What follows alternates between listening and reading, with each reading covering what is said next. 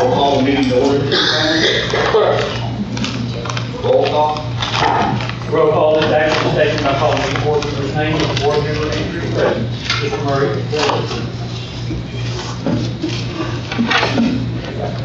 Mr. Sullivan. Present. Ms. Wilson. Present. Ms. Sigmund. Present. Mr. Kazook.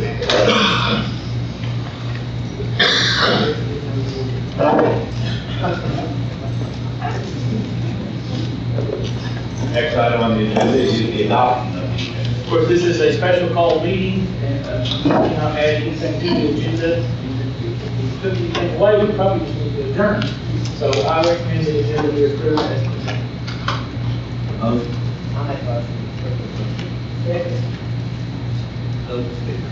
Mr. Murray? Yes. Mr. Selby? Yes. Ms. Wilson? Yes. Ms. Sigmund? Yes. Mr. Kazook? Yes. Next item on the agenda is public comments.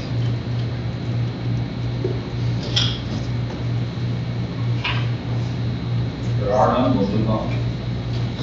I will mention during that, of course, we're all facing like this, but when principals, coaches, admin, when we start speaking about the test scores, and your school performance and things going on in the district, I will ask you to speak pretty loud, and John's got his camera back here, and you guys are in the audience. And Brenda wants you to stay in the middle. Okay.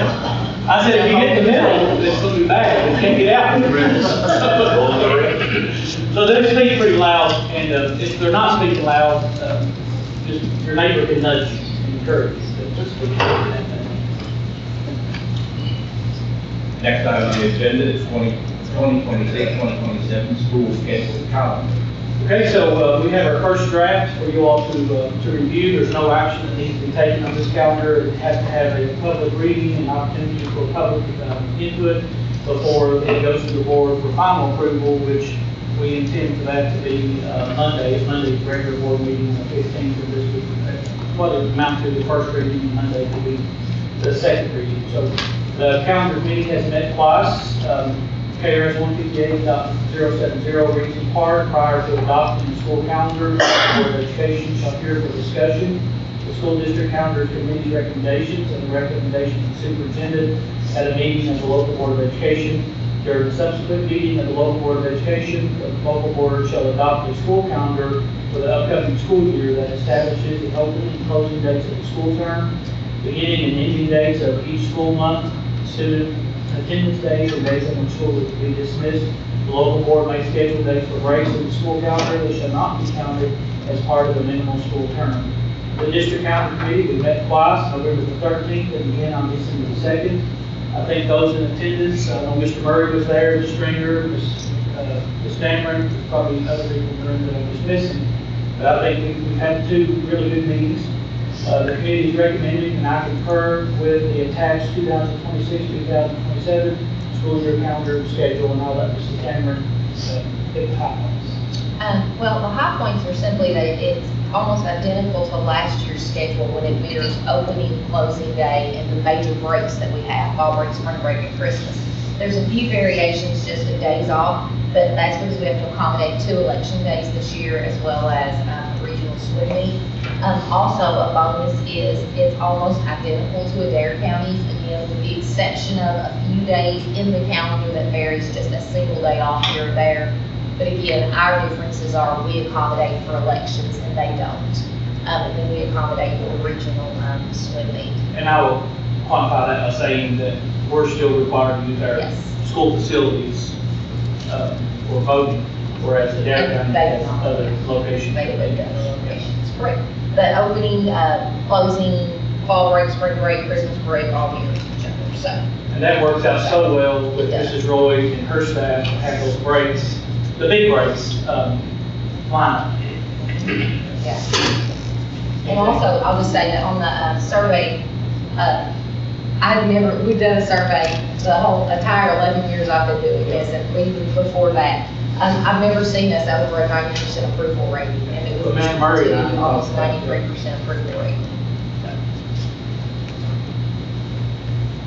And we had higher number of participants than we did last year, but it's 92.21 in the affirmative and 7.79 no.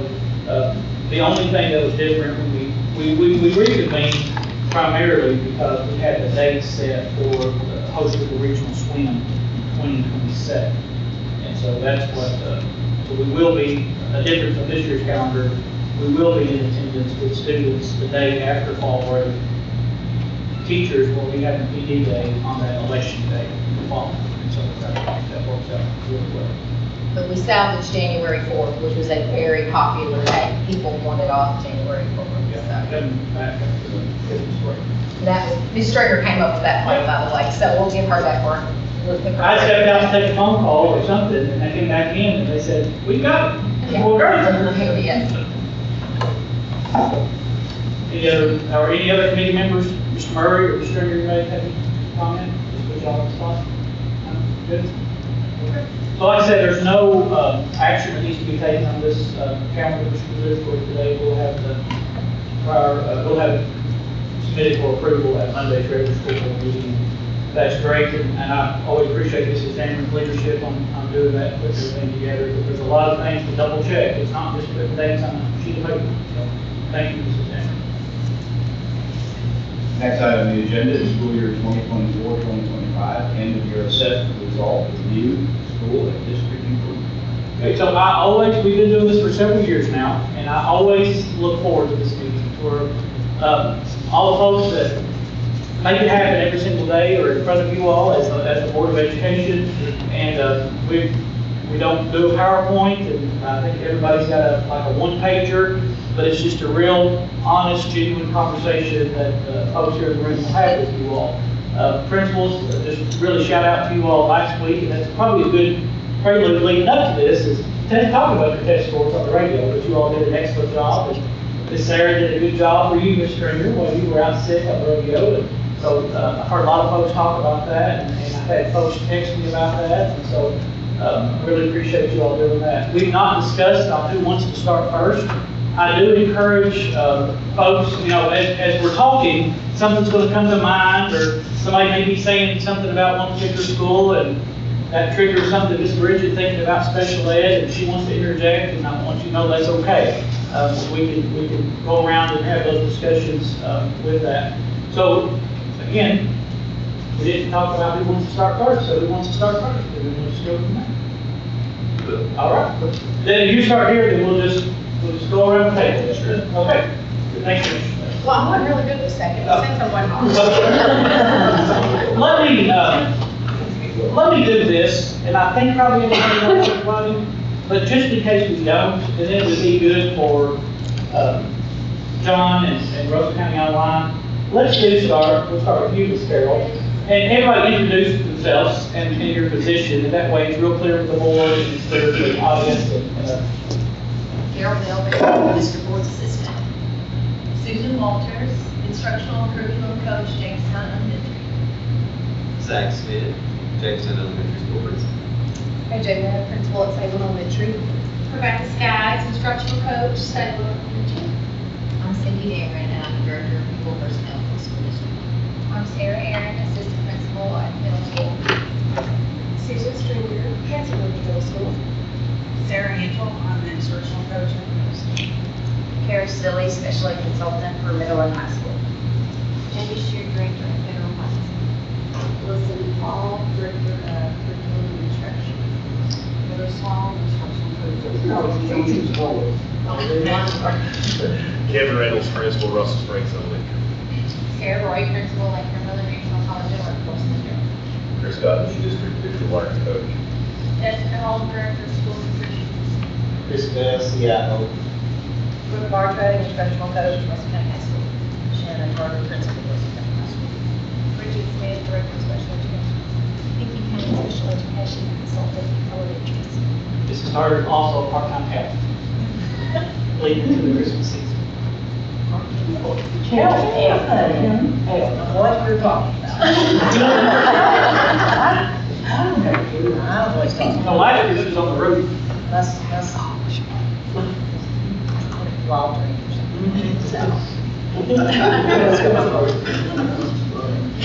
I got videos of that last year. You don't remember? I don't know anything. Good time. No, nothing. All right, thank you.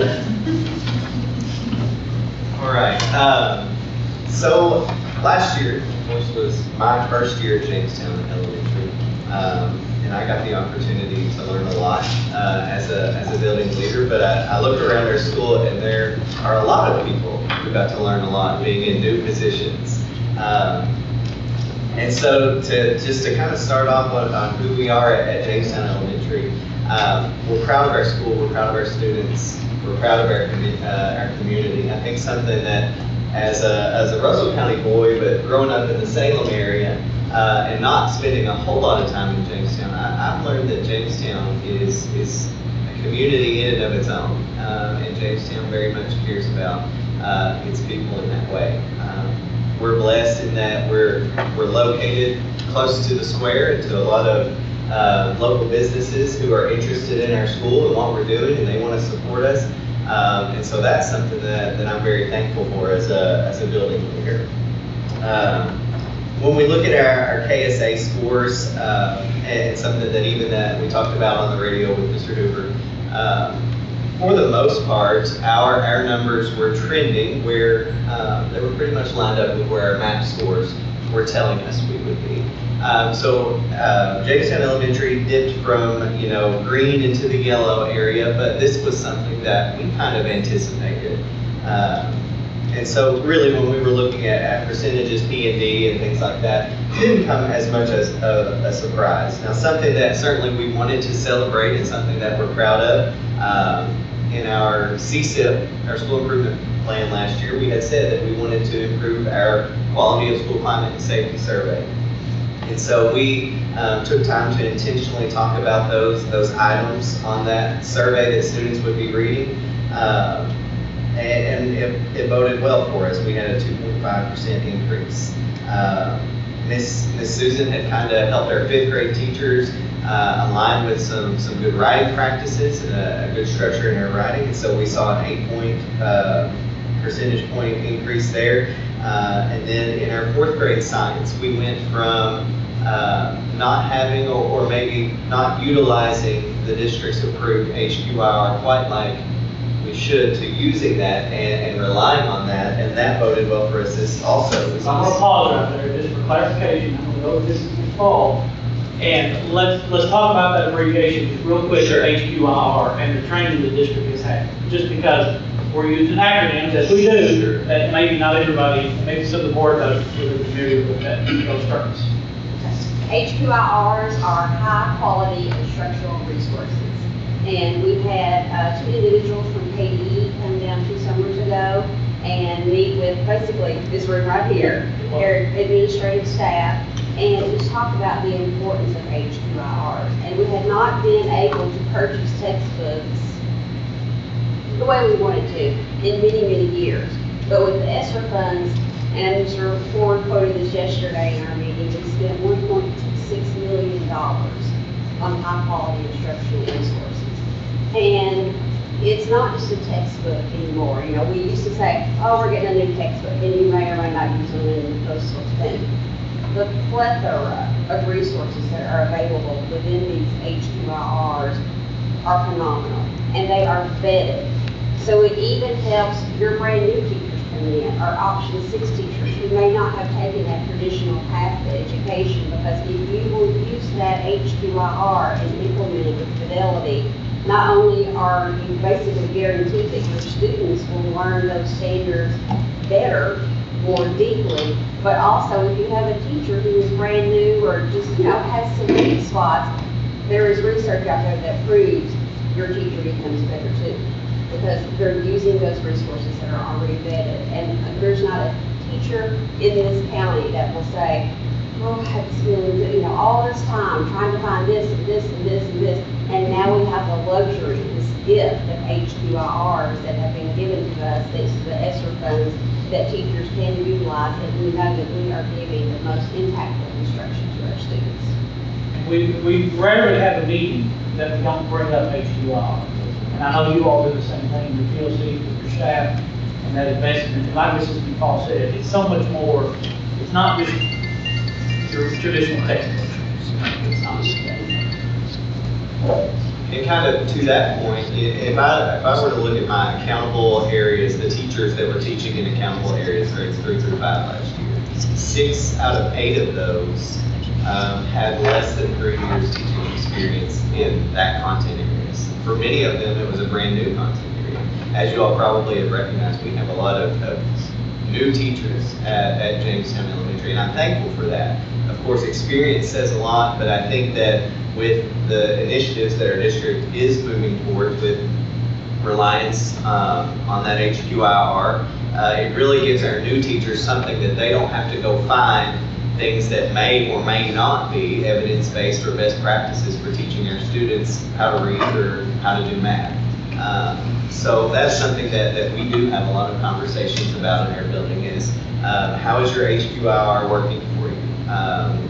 You know, it has many different supplemental things for additional instructional or more targeted instructional needs of our students. And that's kind of into the where we're going section is we've kind of taken a look at our master schedule. One of the things that we wanted to do is provide uninterrupted, as many uninterrupted reading and math blocks as we possibly could, especially for our little kids, K1 and 2. We're trying to give them an entire morning of no interruptions, no activity, or different things like that. That way the teachers can focus on literacy in the mornings, because typically our students, especially our younger students, learn better in the mornings.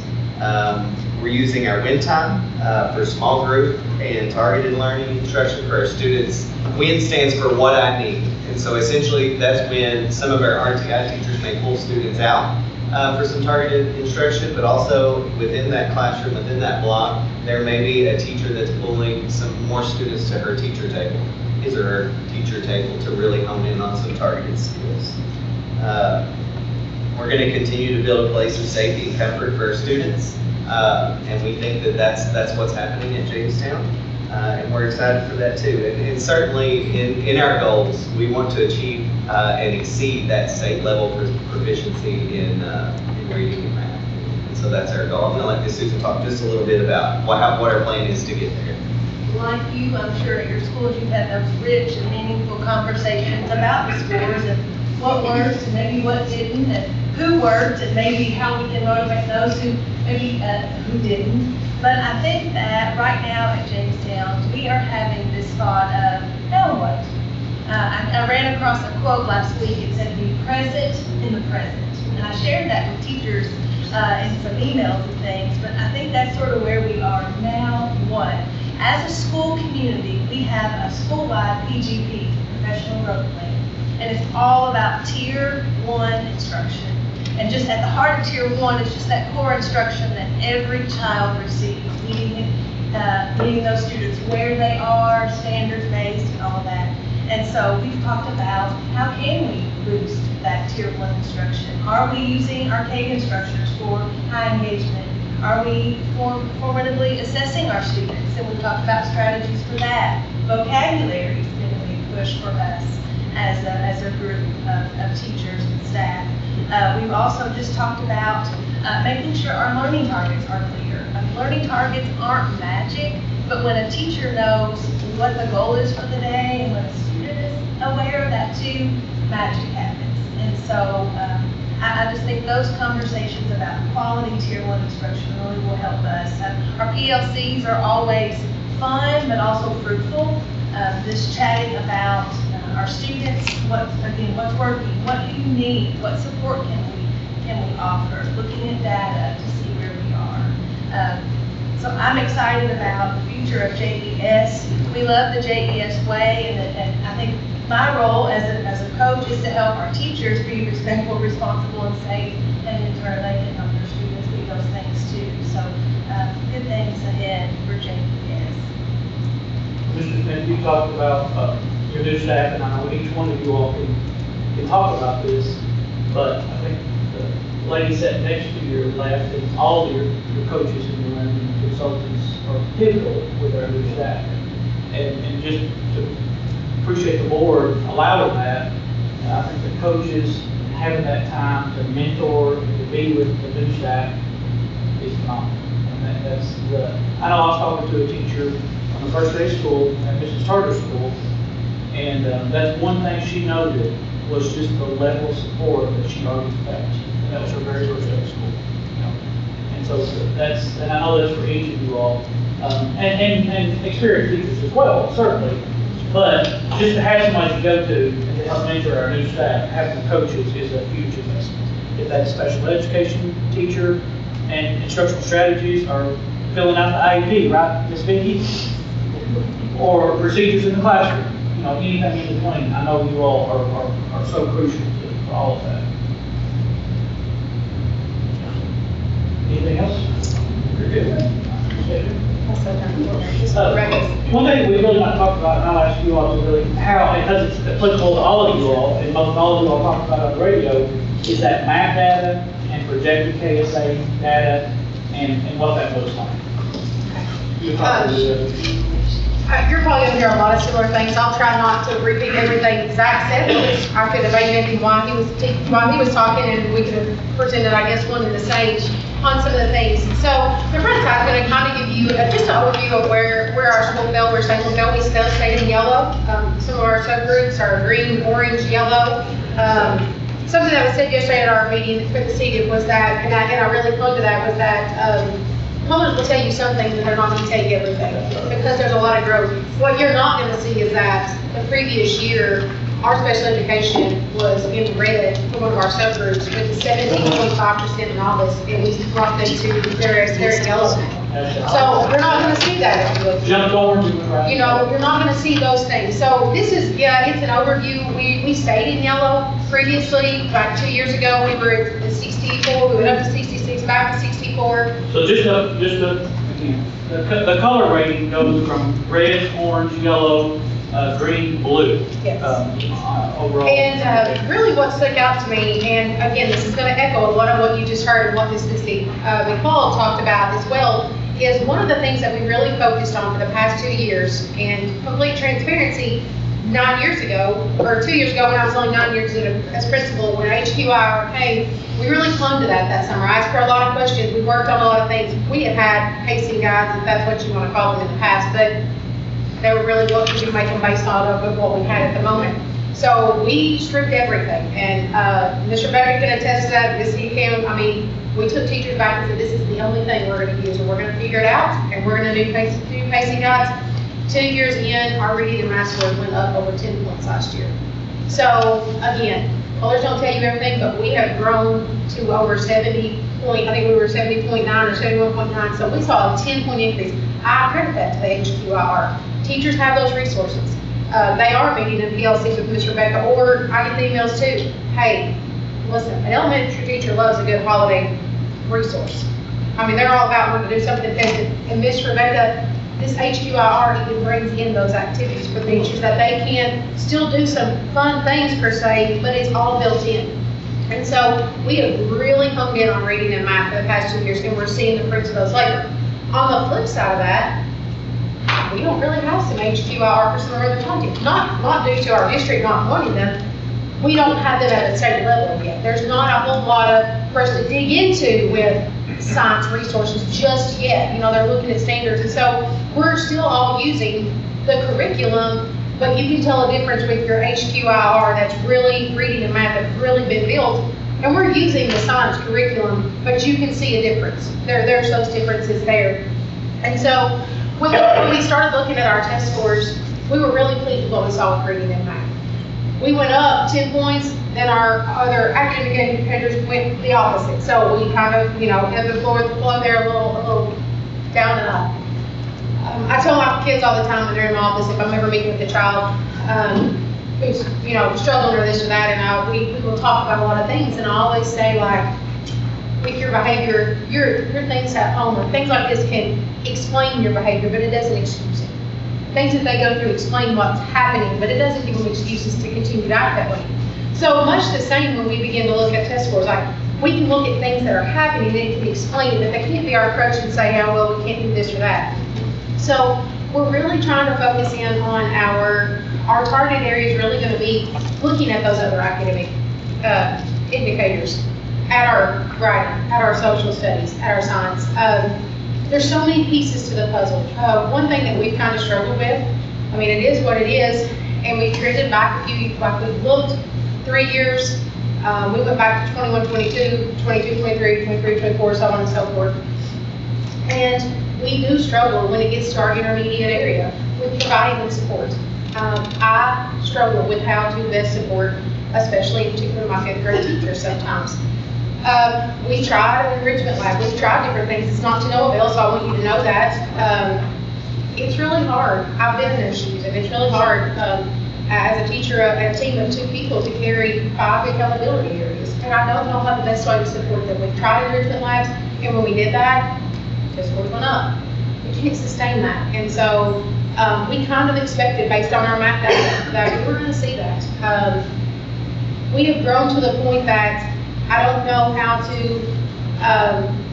help those 2 to be able to maintain.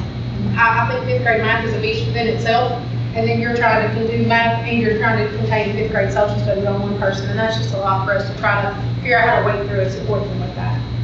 So again, doesn't excuse it, it just explains sometimes why we struggle more with those other academic areas.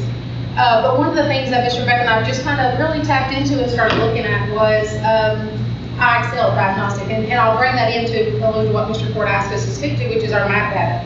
Much like Zach, I feel like going into KSA, we kind of knew where we were going. I feel like math correlates very well with KSA. A lot of our kids will tell us that the KSA test is easier than the math test sometimes. You know, they think, oh, the math test is pretty hard. Well, so knowing this and knowing that for us, our other content areas is a struggle, math does have science at 4th grade level, it does have social at 5th grade level, but we have reading at K 1, 2, 3, 4, 5, so we can really track that progress. We can find those needs. Mine just doesn't have that in every single area, and that's okay. But what we found is there's some IXL diagnostics that we can get at science and second. And just know a little bit more about what math is 3 times a year. Yeah, so when we do our math score, or math testing, we do that 3 times. August, we just now, well, kind of finishing our winter benchmark, and we'll do it again. So we really use that data as our live data to like shift and look at things. I mean, Mr. Beck, we were just talking here a few minutes ago. I'll jump ahead, we'll talk about 1st grade in just a minute, but we're able to trend some reading and math throughout the years. We don't have that capability right now with the other content areas yet, but we're looking at ways can we support those teachers, and there is a diagnostic that we can start giving at other grade levels to try to help pinpoint what are we missing in science, what are we missing in social studies.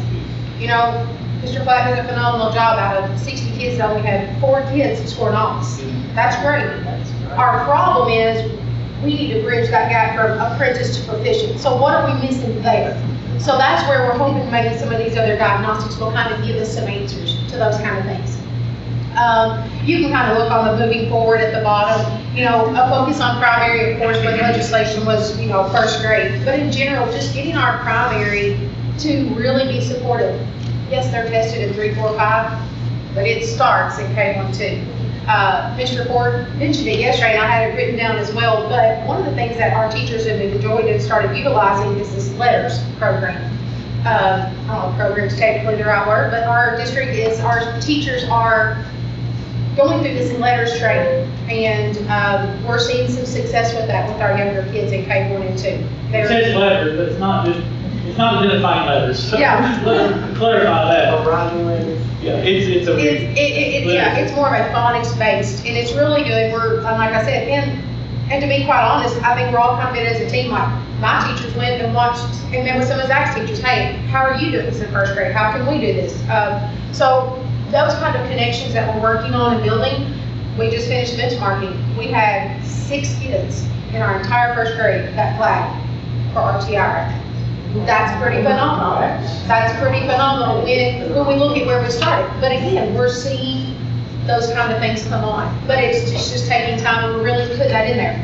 But I say all that, our RTI works really hard. Much like Zach, we have a schedule set where nothing happens from 8 to 9. No specials happen, nothing's going on except there's some instructional blocks. And then we also pull them by groups, by grade levels. We do rotations. We pull those kids for our RTI interventions. On the flip side of that, Ms. Rebecca also pulls kids once a week to work with the kids who are at their enrichment level that need to be pushed here as well.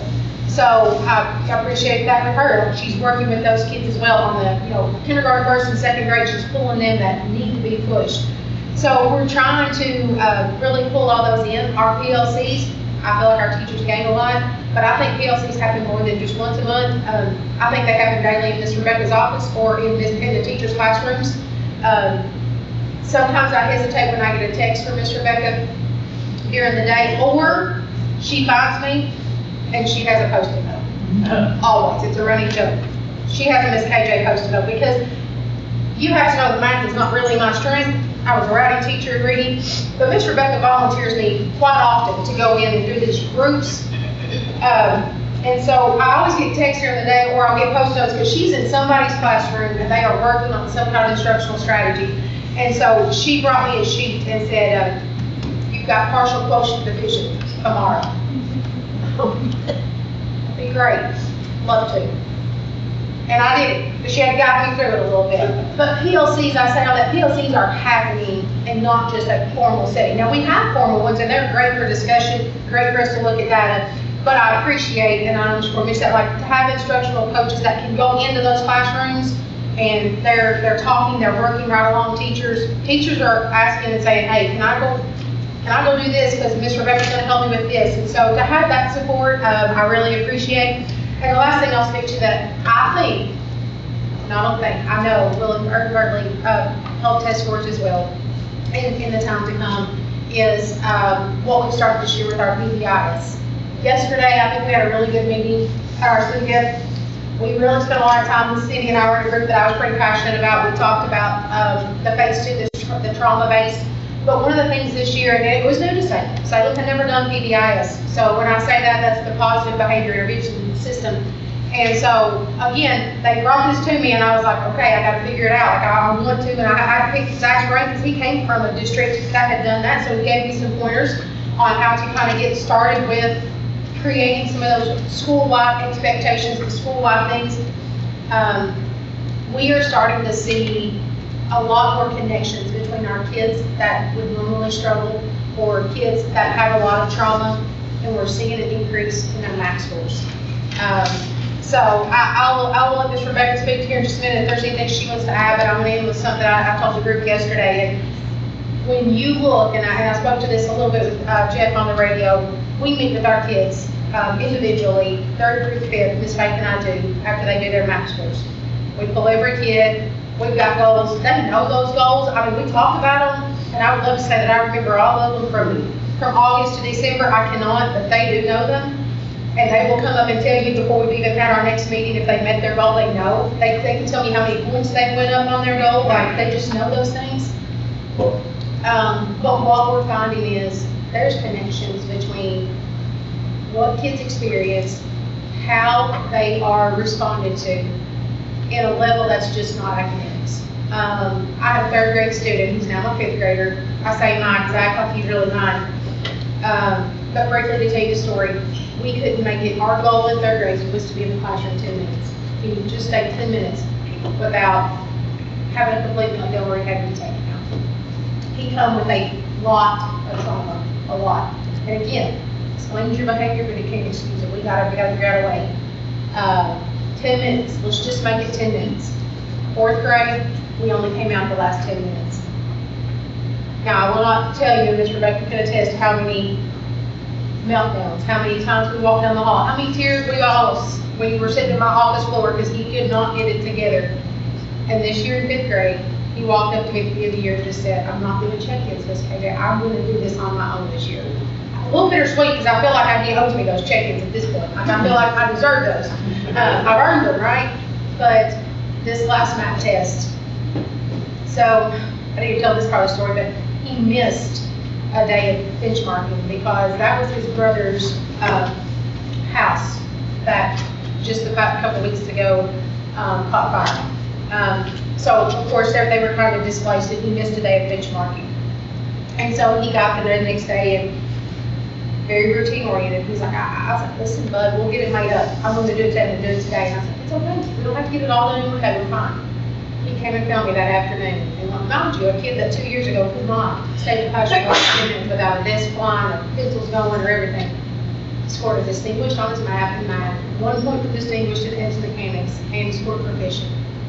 A color's not going to tell you that either. There are so many stories, and while we want those scores to be higher, there's a lot to celebrate within the walls of all of our schools on for certain. So we're looking for our PPIs to really make a difference and connect with kids too. That gives them that confidence. So if there's anything else Ms. Rebecca want to add, I'm going to turn the show over to her. I just want to say I'm so thankful for this role. Being at Salem Elementary to me is like a pride that I can't describe. I look at some former teachers and I look at the people in our school that, if you've been there, since I was in preschool in Salem Elementary, you just carry a sense of pride that you just can't always explain, I guess, to someone. But you see that in these walls every day. And just like the story she's sharing, we have other students that's starting in that same role that child is now about to finish. So it doesn't mean that there's not challenges every single day. But I just want to say I'm so thankful for this role, and to be, as you were speaking, I want to say it's almost like a communicator between teachers, just kind of helping them express their needs, trying to figure out ways we can best attest to whatever is struggling or whatever's happening in their classrooms. But they are so good to me to allow me to just be able to, I guess, share and do the things that I hope will work. Teachers will come, they just want to brainstorm. We'll call it, let's talk it out. Let's talk out, what can we do? A lot of times my job is just the scheduling of getting it all set up. How about on Friday, we'll have 5 adults come in for 30 minutes and we'll do some small groups, whether it be math or reading or whatever topic. And like she said, some days those are those best moments. That's not necessarily that formal PLC once a month, but it's happening daily or weekly in the classrooms. So I'm so thankful I can help be that for teachers, and my role, I just want them to be confident, comfortable, and feel supported, because they are the ones going through the most challenges. And I feel sometimes guilty that I might not be doing enough, but I know they are the ones. And like she said, it starts all the way from kindergarten up. So I know even as a classroom teacher, I always felt that pressure of testing, that I was, having all that on my shoulders. But it really is the whole entire school, and I think everyone feels that and knows that we are all in this together. And I just am thankful to be here. We appreciate the work you all do, because it just makes a difference. And sometimes it's just, it may start off with a teaching learning conversation, but we oftentimes talk about our faculty and staff go through a lot too. We have, you're not going to deal with a lot. Have 500 employees, and they're not going to be dealing with stuff. And that may start off with a conversation about the letters training or whatever, but it's turning into a listening session too, because that's something going on. And I appreciate, we're certainly there for our students, but we got to be there for our faculty and staff as well. You all do appreciate that. I apologize, first of all. I didn't necessarily do this for this meeting. This is what my teachers asked for. So just so you know, it's not a one pager, there's one pagers coming. I'll send it to you. But these are some things that they asked for in our next PLC. And then two, it kind of gives you an idea of how their brains work just a little bit at our school. So as they're passing those around, I first of all want to say to the 3 elementary schools, you are sending students here, and they are so well prepared. And I can see every year that is increasing and increasing and increasing. Our current 2nd graders, when they come in as 6th graders, they're amazing. And it's not from one particular school, it's from all 3 elementary schools. And they can write, which that just kind of blown my mind, that well, you'll see when we. Well, I want to just know, and thank you for bringing that out, because it's the same thing, you know, you're talking about fifth grade math scores, huge responsibility on fifth grade teachers, but it didn't just happen fifth grade year, right? It started in preschool and kindergarten. And so we talk about those high accountability and the stress, but it's high accountability for everybody. It is, and so it all builds up, and thank you for pointing that out, Mrs. Stringer, because I think it's the same thing as you go through primary and intermediate grades. You know, primary feeds intermediate feeds you feed the starters, you know, and so. We just don't keep the ball rolling. Or even starters. So the first few pages, I'll just kind of skim because a lot of this is on the school report card.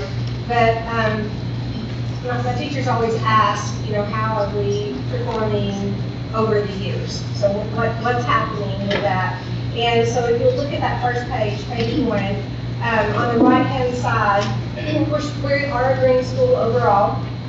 Anybody that's talked with me much about our accountability system, you'll hear me say, I'm not fond of the colors. I'm really not. That change score, there's a lot of numbers, and that change score can make you or grade you as far as colors. But our district overall has awesome scores. The colors, again, they don't always reflect it because of that change score, but we will do that right now. And if you just kind of look at the indicators there, the performance ratings for each area, math, we were blue, and I do attribute that a lot to our 6th grade that came in already. Oh my goodness, their scores in reading and math were just out the roof, which is awesome. And then at the far right, the bar graph at the bottom, you can see that we are well above state, which we have been, but there's a pretty significant gain there overall. If you look on page 2, I'm going to go kind of quickly here to get to the meat of it. For science, social studies, combined writing, and then our survey, again, are above state level. That survey bothers me a little bit, so I'm going to focus on that here in just a minute. But I do want to say that our social studies and science teachers, they have been so discouraged over the past couple of years because, especially science, the test I don't feel like matches our standards well, and you've heard that across the board. I know that's the same in high school as well, for sure. But they have worked so hard in the past 2 years in talking with other schools, surrounding schools that have performed higher. What are you doing? How can you help? And the schools have been great about sharing things with us. I do want to bring up Miss Tabitha Wade's name. I don't know that I've ever seen anybody work so hard as she has, as far as what are we doing wrong. I don't understand. Why are social studies scores so low? You can see there that they were not low this year. So I'm very proud of that, and I'll get to that increase here in just a minute. I mentioned the survey, so go ahead and look on page 3. The survey bothers me a little bit, just because, middle school kids, they're thinking what's happening right there in that moment, and they're going to answer it based on that moment. So if you just kind of skim over that page 3, there's 3 areas here. First of all, you can kind of see the yellow, where it gets big on the 1, 2, 3, 4, 5, and 6 question there. The school rules are fair. That's every year. Then the second one there, all students are treated the same if they break the rules. That's not a good one either. But if you go down there to the bottom, the very bottom, it says, my school is a place where students feel encouraged. The wording is actually a little bit different on the actual survey. It's actually, my school is an encouraging place. That did come up quite a bit from last year, which is good, but we still have a little work to do there. The next page with... I think part of that is age. Yeah. It is. It is that age. It is, and then I'm thinking at the moment, which is on this next page where I really want to get to, there's 5 questions here that when I look at it overall, I see all that yellow and some red. So that third question down, we must not be very calm in the middle school. because this is consistent. Adults from my school stay calm when dealing with bad behavior. I think my teachers are pretty calm. I think we're pretty calm in the office, but, students don't perceive it that way, apparently. And then if you'll move on down to the next one that's quite a bit of yellow, I feel comfortable stating my opinion in class, even if others disagree. That bothers me a little bit, so that's going to be a focus, for us. And then the next one about gender, culture, race. Again, the age, social media, things like that. I think that that's fresh on their mind. And sometimes I think it's other things that come in, not necessarily what's happening at school. But then on down, the next two that are quite a bit yellow there, it's the students being mean or hurtful to other students is not a problem. The question, or the statement actually says, it's got that word in it, it actually says bullying is not a problem for this school. And that's a rampant word at middle school. I can just say, your hair doesn't look quite as good as it did yesterday, or something like that to Miss Sarah, and that's bullying in their eyes. So those are things that we were working on with our SEL lessons. And then the last one there is internet bullying is how it's worded. Worded is not a problem in my school. Well, with no guardian and no cell phones and all of that, it doesn't happen at school. And so I wish they would answer that question based on what's happening at school. Does it happen at home? Absolutely. As far as on their cell phones, social media, and things like that, but it doesn't happen at school. So I don't think that's a fair question. Previously, and across all levels, we've had those discussions about, we need to, and you're making big points of it today, that we need to help students really define what those questions are asking. Just like the social studies test, what the question's asking. And I think this is evident that we still need to do that work. Yes. So during our SEL lessons, those are our focus areas to talk to students about bullying, what defines bullying, and when does it happen, and how does it happen, and how can we prevent it, and things like that. So that's a huge focus for us this year as far as SEL. You said, so talk about that SEL time and what the social emotional learning time and what that's looking like for the middle school. Right, Miss Lindsay Gibson, she is our SEL teacher, and she meets with all students during their encore time throughout the year, and she has many lessons on various social emotional lessons and topics. She makes sure she prepares those lessons ahead of time, leaving out any kind of real controversial items that may come up. But it's very interactive for the kids. She even pulls in some pagan strategies and things like that. And students are allowed to talk about with each other things that bother them, and they define some problems that they see in their classes and how can they fix them. So they actually work to get some solutions, and Ms. Gibson will bring those back. We'll compile those and put those together, and then revisit those at another time with SEL. Did I do it okay? Yeah, and the classes are gender-based too, so it's male and female.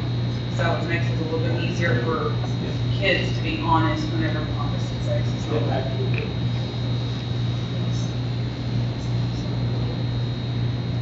Those next 3 pages are pretty much what teachers have requested. They want to know how do we compare with others surrounding, middle schools. And so I did it in the reverse order. Those first 2 pages are the status score, which doesn't include the change. It's just a raw score across through there. And you can see social studies, the very first one is on page 5. Social studies, way up there at the top, where they were about mid, closer to the bottom in the past couple of years. So that's a huge improvement. Combined writing, we've seen an increase there. Our school climate, there it is. It just bothers me because when I see, McQuarrie County at the very top, and they seem to be very happy in McQuarrie County, and not so happy in Russell County, that just really bothers me. So that is going to be a focus for us. We want our kids to be happy, and I think they were happy. We had a really good attendance rate last year. The highest I think that we've ever had, am I correct on that, in middle school? And kids seem to love coming to school, so I think we do. I just think that maybe they're interpreting some of these questions incorrectly. On the following page, there's the reading and the math. Again, at the top, and then science. Science feels really beat down, because if you look at individual scores, just the status score before the change and all of that, science feels like they're the ones who are pulling everybody down. That's not the case. If you look at that there, page 7, just real quickly, so they wanted to know, where are we? Well, within these particular schools, 28 schools here, we are third. These are surrounding schools, but in the state, we're 74th, which they're very proud of that number. Very proud of that number. Now, page 8. This is kind of really, here's what we're going to do. Here's the plan. How can we improve? Last year, with every MAP score during PLCs, we would sit down and we would take the data and we would dissect it, and then we would put it into our indicator score calculator just to kind of see where we were, and then monitor that all throughout the year. So that's just a snapshot of what we would do throughout the year. And then if you look on page 9, there's the breakdown of KSA.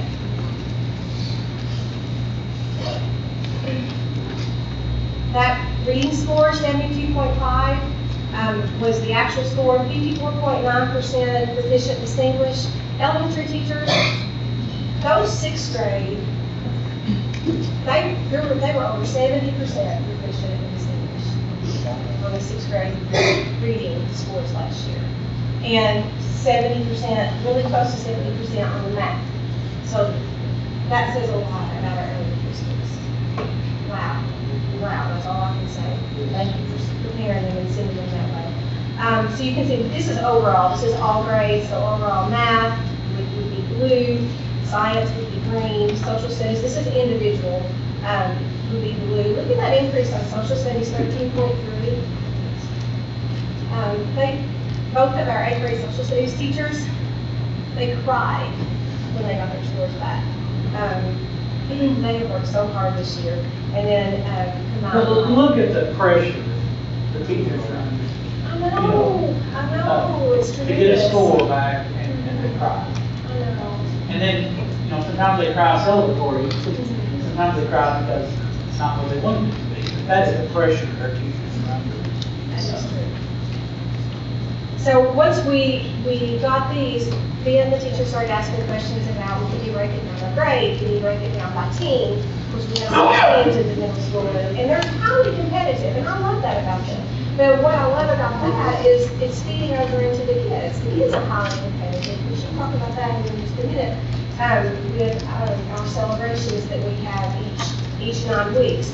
So the next page, page 10, that's where we are right now. That was fall math, and you can see we have a lot of work to do.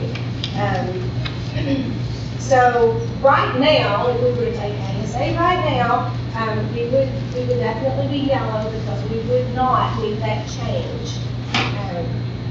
We would still have really high scores because these are good scores, but we wouldn't need that change. So we've got a lot to work on between now and spring. We just took our winter math, and there were a lot of increases for winter math. I just don't have all that compiled yet. But we know that our areas that we need to work on, number 1, we need to work on our special ed population, students with disabilities. There is a very large gap, and I don't want to fall back into that TSI category that the middle school has been in the past. So that's an area of concern. Math, even though that's still a pretty good score, that's an area of concern. So we're going to really focus on math. Our combined writing, right now, our on-demand scores were phenomenal. So they do 3 on-demand scrimmages, and this is the highest our on-demand scores have ever been as 8th graders in the fall. So that's a plus. We're just going to keep it there and keep growing. So the very last page is what we do to foster more growth. So we actually have PLCs tomorrow, and tomorrow, so board members, you're very welcome to keep this. The rest of you, if you don't mind, keep this, because this is for the teachers tomorrow. I would appreciate that. I know you don't probably want to carry it around with you, but if you would leave that, that would be great. And we are going to discuss what can we do to continue to grow. We do have a big challenge to do that. And so Miss Sarah Anton is going to talk a little bit about each of these areas. Well, we took our math test and we're finishing that up. And so just raw scores, our math and all 3 grades has grown over 70%. 70% of students have grown in some way. So that's amazing. We didn't have that great we had good scores in reading, but not 70% of growth. So that will be a focus. We celebrate our kids every 9 weeks. They get celebrated, and then they get celebrated for math scores, testing in the fall, winter, and spring. And in the winter and spring, they get celebrated for growth. So every student, it's rare that there's not a student who doesn't get celebrated and get a reward for their efforts in math. We have bought Pair Assessment this year, which is a program where it makes our quizzes, our tests more PSA-like. So we're able to have, yes. But it allows us to have more PSA type questions, like multiple choice, multiple select, things like that. And the teachers really like it. It gives immediate feedback to teachers. And our newest teacher, or one of our newest teachers, she just used it and she was like, it gave me so much data. Like I knew, you can tie the question to a standard. So you could see exactly what the students were doing on that standard. And so she was able to go back and teach that. We have ChatGPT, we bought for our, ELA and social studies teachers. ELA and social studies teachers, so that way they can grade extended responses quickly and more efficiently, and they've really enjoyed that. And let me just say that 8th graders who have performed so well on the on-demand writing, they were COVID kids in 2nd and 3rd grade. So that is like super important reading years and writing years. So kudos to you all for making that happen, because those are 8th grade. It's kind of blasted the COVID kids, but it's really big deal that they scored so I was well. we was talking last week at a superintendent meeting. There's a lot of research out where Kentucky is leading a lot of the states in COVID recovery. And the percentage of students that are outperforming other states after going through what COVID. That's always our finding number, isn't it? COVID. Yeah. We talk about preschool this year, COVID kids. They were born during COVID. Yeah. All those times. Yeah. Someday it'll go away, there won't be any more. And then the last thing, we did MTSS, which is like their win time. It's where we remediate the kids or focus on those skills that kids are lacking, the gaps. But our teachers have done really well with doing a new program, not a program, but a new system. And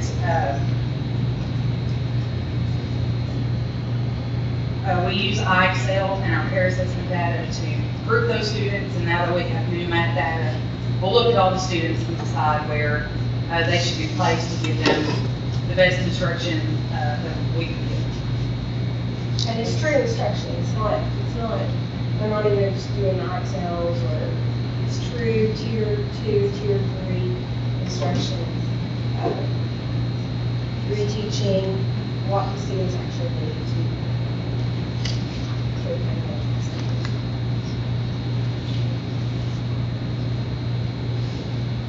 Anything else?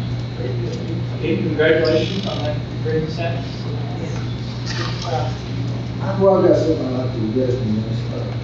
This is not talking no school in particular. It's just, I'm here on the place, page 3, Which one you have? the strongly disagree. Okay. It's about 17%. Bring all kids to tree fair and do it. I agree with him. That's just what Mrs. Stringer was talking about. Well, that's what I want to add to this also. I've had many occasions where people call me, and one student's been sent home, other than, nothing done. You know, it's an old saying goes, it takes $1 to bark, it takes $2 to fight. You know, if two people involved in something, doing something like that, we should punish both people. Not send one home, send others to the library to cook too bad, but, you know, it's, like I say, no school protectors, I've had different ones, I've been there to say something about it. And I hope big several teachers, principals here now, would be, might be out of line, would be the right time to do this. No, that's not out of line. That's certainly a question. That's just, that's what I'm looking for, you know, it's bad to have anybody disagree with, so especially strong, especially when you read what it's about, it's all, most of it's supposed to be treated better than that. I mean, I think that. I always felt like I had to be, I probably wouldn't, but I felt that way. It was bad that these students feel that way. But, I'm going to put a little more, maybe reserve to people. You see one, you know, I've heard say, well, I seen this and do the best, and you sit there side to side, you see one that's going to do that, and I mean, it's split second swing. That's not very observant, I mean, maybe it's like it, but maybe that could be it, so maybe get that strong resistance being broken back down. And so, all put back to strong, just I agree. But that's all I gotta say. No, that's not, thank you, Mr. Stringer.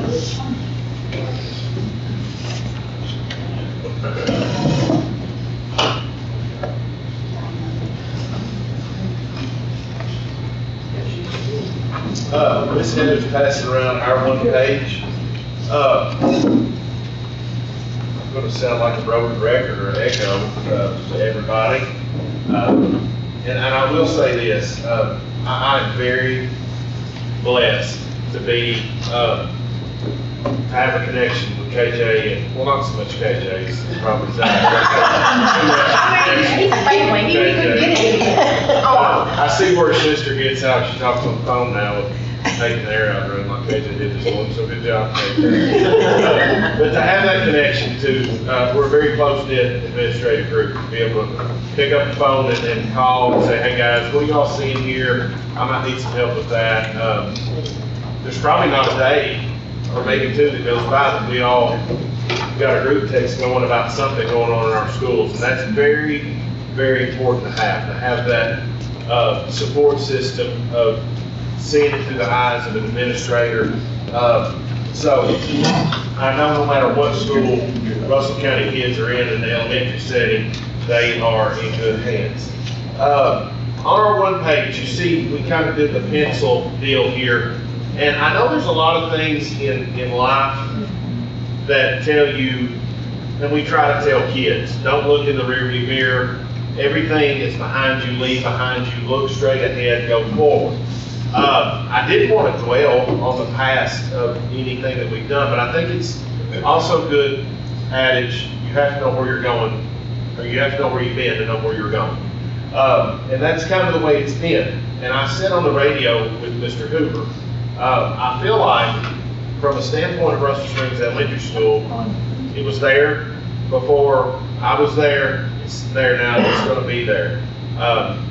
When they talked about the sense of pride aspect, Rebecca did about in Salem, and there's an increasing sense of pride with our schools and with the competition of these test scores, or no matter what it is, to try and do. But we really focused on looking at comparing, like Mr. Ford talked about, our map. It's one of our big things, like we take it and we convene as a PLC. My staff is almost as happy to look at those map scores as they are the test scores, because there's a funny game, and Susan was a part of this when she was on staff there. They will, it's like the upper hallways turned into Vegas. They start getting betting odds about how many do they not, about how many kids Okay, we're gonna have X amount of kids proficient, we're gonna have X amount distinguished. Now, I remember a couple of years ago, fifth grade, fourth grade in particular, fifth grade, I think Brittany Creech did her, she was one kid off when the test scores came out. And knew exactly. Predicting all of her students. Yeah, she was one kid off. So the map is very important, and the benchmark is very important, and taking those very seriously. Having somebody like Heather to go into those classrooms, it's so funny. I will see Heather come in the morning, and then she's like David Copperfield, she disappears. But I know where she's at. She's in those classrooms, teaching those lessons. It's always good, I think, curriculum coaches, sometimes I think people from the outside, well, what's a curriculum coach even do? She's become a very good mentor to my young and new staff. Getting in there, trying to see what they're doing right, mothering them, nurturing them, trying to show them what it is that we do and how to do it from a standpoint of standards, daily stuff that they do. So it's very important to have that role in the school, and again, Christian for that the board allows. I know all the other principals and administrators are glad to have those in the building. Some of the high points for Russell Springs Elementary School, I was very excited, first and foremost, the one thing, that, like Ms. Stringer talked about, that's not really academically motivated, but pushes the academics in your school is the quality of school climate and safety. If you look down there at the 24-25 score, we came up in that category almost 3 points. And then again, I think that a safe school, a school where a child feels accepted, a place where they feel safe, they can talk to that adult that's in their class, that their teacher, a specialist teacher, even myself as an administrator. I think that if you don't have that, and if you were to correlate some of those lists like we're in the middle school things, those schools that are scoring low, I think you're going to see low quality of school climate surveys. I think they correlate hand in hand. So looking at that, it's always good to know that the high majority of your students feel like that they are in a safe place and are in the best hands that they can be in. Down at the bottom of our KSA state averages in all content areas, we were 16 points above, 16% above in reading the state average, 13% in math, 13% in science, 23% in social studies, 38% in writing, and the fifth grade reading was 27% over, and math was 22% over the state average. It's a testament to all of our teachers. And again, I kind of, elementary schools are unique enough in themselves, and ours is too.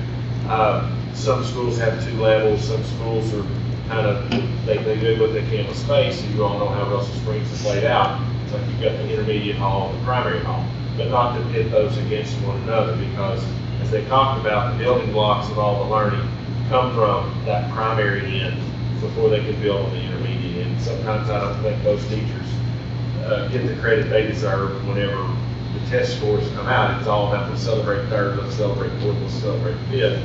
But people get them there. It's like we send them to Miss Stringer in the middle school. They need those learners at X, Y, and Z, and she needs to send them on to Miss Shanna just like that. And of course, that's how that rolls. So we were very excited about it. Again, not looking at colors, but the change thing. Heather and I had talked about, once you hit that high mark, it's really hard to stay in that high range. You're going to falter a little bit, and we faltered 5.7 points. We do have some obstacles at Russell Springs. I have 90 EL kids. EL meaning English as a second language, which is astronomically high when you look at it through our district and then regionally. We'll go to meetings and stuff, and we go, how many in your building? Is it, you mean your district? No, I mean in my building. When I took over this job 4 years ago, we were 18 some odd percent. Right now we're 22%. It just keeps growing and growing. But we've got to get in there. We've got to schedule to pull those kids. We got to play the hand the state deals us. Their assessment test is in January. I don't know if you can elaborate on why that is, Mr. Ford. It's a. I would have to defer that to Mrs. Bull, Yeah. why it's done that. In that way, I know. It's just the way it is. It's like the way it cutting is. it's like It's cutting a- it off the ham. We did it Yeah. because grandma did it. But Yeah. again, if we could just get those Crazy. kids, even on further out, and I've equated it to, it would be like me going to Mexico tomorrow, having to learn a language, learn how to, their culture, their history, their math, their everything, their money system, everything about it. And 364 days later, didn't hand me a piece of paper and say, now tell me what you know about Mexico. Oh, we do it in our language, you don't care. I think it goes back to what Ms. KJ said. It doesn't excuse it, but it explains it. It does excuse it, but it does explain it. We're combating that. And I don't think it's fair not to talk about it. Yeah. Because it's a big, it's an area of concern, it's an issue that has to be addressed. There are 18 EL students in fourth grade, just in fourth grade alone. So Essentially, it could be a class of its own. Absolutely. You know, that population of Right. 18 Yes. in one fifth grade, they could sit in there along with one teacher. And I tested some students yesterday in math and kindergarten that are below the 25% mark, and almost all of them were EL students, and they do not speak any English. And I don't speak Spanish well, so it was very challenging trying to test them and get a true read of where they're at.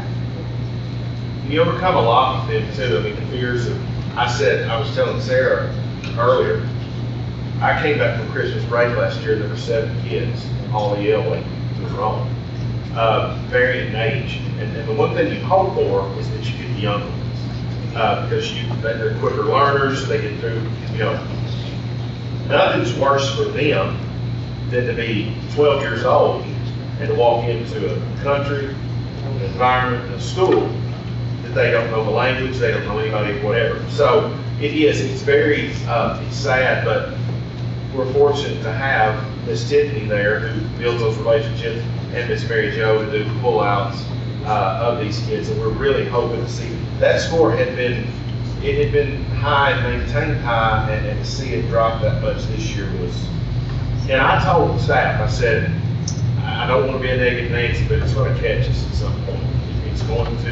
We're going to get, our percentage is going to get so high that it's going to catch us. But all we can do is work harder for that and know that that's got to come back up. And I hope to see that at least come up 30 or 40 points next year with the new testing, however that comes out. And something I would like to add, what's remarkable at Russell Springs Elementary, of course, I'm a former RSES student myself, go Green Devils, and, but right now, our kindergarten. I know. Anyway, I was gonna say something like that. So right now, we're at 36% readiness rate, so you're looking at 64% of our students who are not ready to learn the kindergarten skills or concepts. And then if you filter that out further, only 18% of our EL students are ready to learn. So we've got 82% not ready to learn when they come to school. And that is a significant component. But it's a testament to our teachers in the same way, to think how far they've moved them by the time they get We to get fifth here, grade. and then go back. Mrs. Bull, sitting on the back table for some reason, I don't know. But let's talk about the organic. I'm observing all of you all. Because Ms. Heather, and you didn't even do an introduction, so Rita Bull, instructional supervisor / my fourth grade teacher. Let's talk about that organics for district industry, how that's administered and what that looks like. Okay, well, we're going to start on January the 6th, because with 189 students in the district, we're going to divide up, the teachers are. No, not the access. Okay, which one? Well, we'll talk about that too. The Brigands and the kindergarten. Oh, Brigands, well, it started, first 30 instructional days, I'm sorry, I didn't understand that. First 30 instructional days of school. And we gave it and got the results back already. And they don't want you to prep them for that. The students are not prepped for that. Kindergarten teachers administer it. Yeah, yes. Well, some does it, one building does it a little bit different than Right. that, but they're all trained and everything like that. So it's just a manual, the Brigands been around a long time. And it looks at their Does it- prior placement. Yeah, if they yeah, were at home, social, if they cognitive, were movement, preschool, yeah. physical, all that comes into play with the scale, so. I think Ms. Heather made a good point, though. That It's number of the- students are meeting the benchmark, it's saying they're kindergarten ready. Yeah, when she said Then our that, teachers moving. and our Yeah, that is, 'cause it assistants moving. starts out, yeah. Environment. it's the first 30 days, instructional days of the year. Okay, now go ahead about the access. Well, the access test, that's a good That's right, point. English language. Tiffany, Ms. Skeens, about sometime in 1st of October, she said, Ms. Reed, we're just 30, 40 days away to getting the access test. She was already, I said, oh, don't even mention that. And she said, well, that's the truth, Mr. Bowles, it's our instructional days left. Frankfurt's had it forever that I've been giving it and helped give it, because I do help give it. That's just, I guess they're wanting to see where they're at that point, and then they take the Kentucky Summit Assessment at the end. So see, they're not waived from that. This is just on their And picking they're up accountable. English. They're accountable with KSA. Yes, this access test is. Yes, the they are. access test is, but then there's. And it's a hard test. We saw kids struggle last year.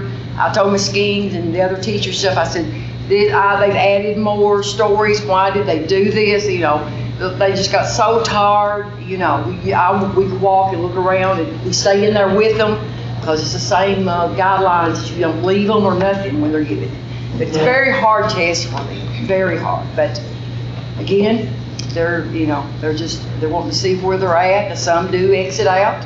Some do get that composite score of 4.5. But it takes a lot of work to get that.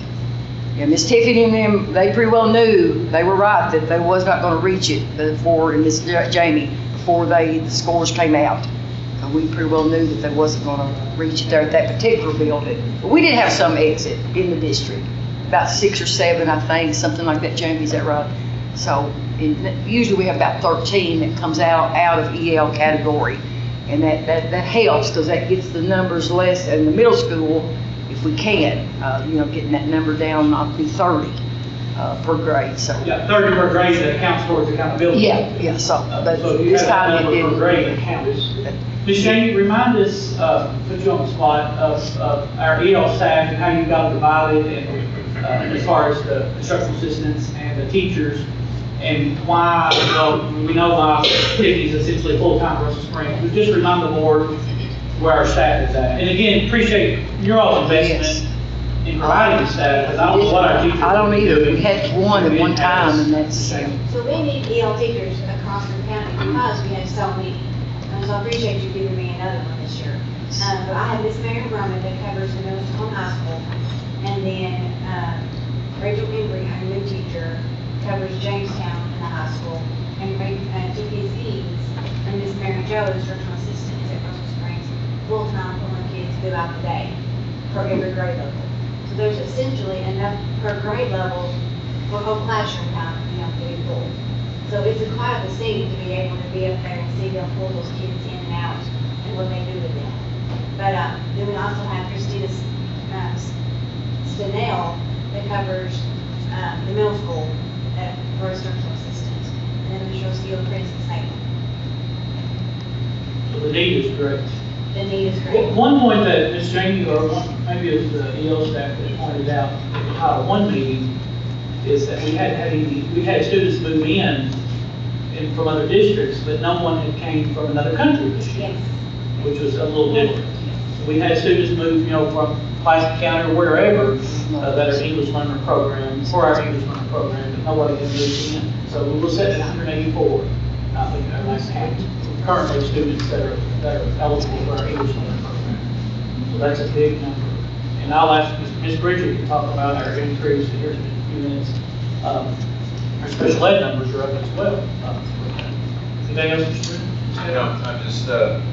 We're just really trying to stay the course and try to get that back up and really look at math scores and access is kind of looking at the CSIP going forward for us. That's kind of our main goal. That little sentence there at the bottom is pretty cool.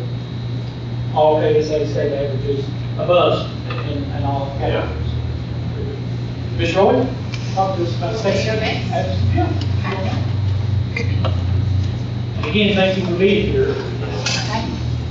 We bragged on Ms. Roy yesterday, didn't we, Mr. Paul, in our senior meeting.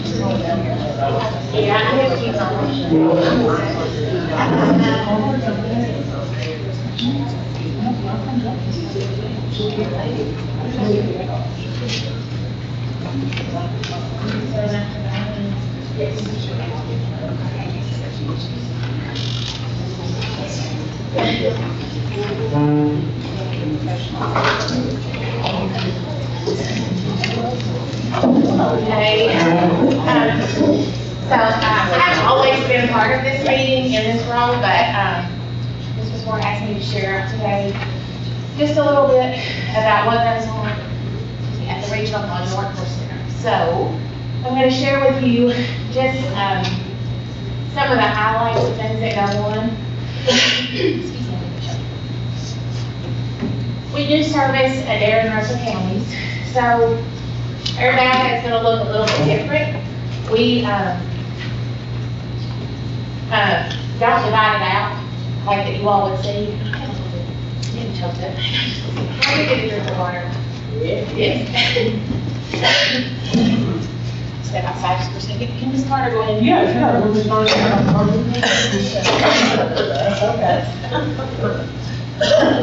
Are you gonna get jumped off too? Good try. Good try. I wish I'd have thought of it first. Now, if he gets up and gets aggressive behind it, I know something's going on. I'm okay now. I'm okay. You sure? Yeah, we'll go ahead. Make a drink of liquid water. Okay. I will go on. Sorry about that. I was afraid I was going to get all choked up. Okay, so we service the Adair and Russell counties. Our data isn't divided as far as when we get our data, it's going to be collectively what you're going to see. But when Ms. Carter talks about the career readiness, a lot of what we do feeds into the high school career readiness. Okay, so some things that we are proud of, just in general, our post-secondary readiness. Our 12th graders are what we are accountable for. If a student takes one class with us at the ATC, they go into our denominator. So for instance, if Brenda Higginbotham, Randolph is on this for a minute, if she comes in and takes one auto class and never comes back, we are still accountable for her. So she will be in our denominator. You can see we had 276 12th grade students last year that fell in our denominator. And of those, 195 reach post-secondary readiness. And they do that by a couple of different ways. They can take a CTE dual credit, or they can get a nationally recognized industry certification, or what we call our track assessment, which leads into apprenticeship programs, okay? Most of our students are going to get those through industry certifications. As you can see, 128 of those are industry certifications. Those are nationally recognized. Some you might know of, like the medical nurse aide, phlebotomy technician, which was a new one, ASC. Some of them are not as familiar unless you get into larger cities, but they all are nationally recognized. So that's our main focus. If you look at this page right here, though, this is our federal indicators. So a lot of times people don't realize what all goes on at the area tech centers, and that we also have accountability that feeds into our feeder schools, but then also that we are accountable for. As Ms. Rita would tell you, these federal indicators are where some of our federal funding comes from. So that's what that's based on. As you can see, the areas in red are areas that maybe we have some gaps that we're not performing. Our students that come to us that are concentrators, that means they've got 2 credits on their transcript in a career pathway. We are held accountable for their reading, math, and science. That is derived from the ACT that they take when they're juniors, which will now be the SAT. That's where that comes from. And then you can see we have various subgroups that we also have to, that we're held accountable for, just as you are. Some of the groups that we've discussed today are some of the same groups that we see at our school, okay? We prioritize the far left column and the far right column, okay? Just because traditionally, the reading that we do at the ATC isn't the same reading that you're doing in the middle school or the high school. The math that we do is not the exact same math that you're doing if you're in Algebra 2. Okay, we do a lot of geometry, we do a lot of basic algebra with some of our classes, but the math and stuff that you see isn't the same. But as you can see in the far left column, the graduation rate, that's one of the things we're accountable for. Studies continue to show that students that take a minimum of 2 career technical classes will have a much higher graduation rate than their peers that do not go into a career pathway. Okay, so that's just continuing data over and over and over. That's what that shows. So students that get plugged into a pathway, whether it be with me, or whether it be one of the previous programs with ag, or marketing, or IT, or engineering, those students will have a higher success rate as far as graduation than their peers. The far right column is the industry certification column. We, like I said, we really prioritize that with students. Our staff does a good job of talking to the students about the importance of career pathway completion, which is 4 in a specific area, and getting those certifications. So that is a priority. Every one of our teachers are certified through Somerset to teach dual credit, and nearly every class that we offer is available for dual credit. Each student gets 2 for free for years, so we really prioritize that. I can share a student that we had that came to me, maybe came to Miss Brenda, that was so excited. They were transferring into Somerset at Christmas, and the number of hours that they had, even if they don't go into this particular area, just in electives alone, took a semester off for them, or maybe 2 semesters off for them in their pursuit of their degree. And so we really try to push that for students. And that is also another way that they can earn career readiness. So as you can see, some of the red areas are just the same subgroups that probably are areas for you that you're focused on. The EL population, I can echo kind of the same thing Kevin just said. Just down the hallway each and every day, we have a ton of students that are coming in with very limited English capacity. And as the same as it would be in a reading class or a math class, if you put those students in a shop, that's also a barrier, because just for safety concerns. However, if this gives you any, I guess, motivation, I will tell you that the students that we have with limited English capacity at the ATC are some of our highest attendance, they're some of our least struggled, they work hard, and many of them lack the credentials, like a social security number, to be able to take advantage of dual credit. And so they know that the skills that they are acquiring are their only way when they leave high school. And so I will tell you that what you're doing matters, and I see it every day for these students, because for many of our kids, they have lots and lots and lots of options. But for some of these students, they've got to get really good at something so that they can find work. And those options are limited, because they don't qualify for a lot of financial help and things like that. So we see those same things. We have students that serve as a partner for another student, they translate, and then back and forth. I call Miss Jane, we need help, I don't know what else to do. Rachel comes a lot, she talks to students. Once we get them in and they understand safety and they're able to use their hands and be tactile, we see them do really well oftentimes. So that is kind of a breath of fresh air. The other thing that we talk to students about is just, I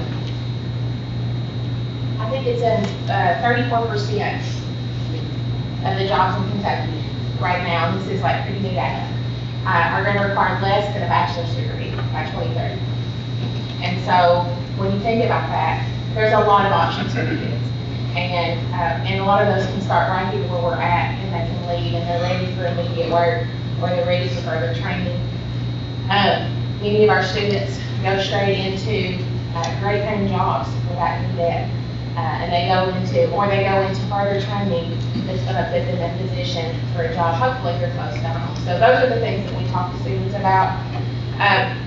The number that I'm most excited about, right in the middle of your snapshot, I try to keep this up to date. We usually try to put it on our webpage.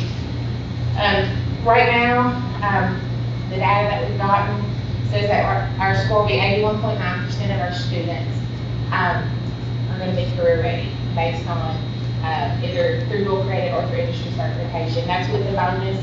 We get a 1.25 for students that pass an industry certification in a high demand area, and every area that we offer at our school is considered a high demand, meaning that the job opportunities in the state are projected to grow within the next 5 years. And many times there's going to be deficits, there's going to be not enough people to fill those roles. So the data that we use is different, but the same. I guess you say I've been on the other side, and I've been on curriculum. I love to look at scores.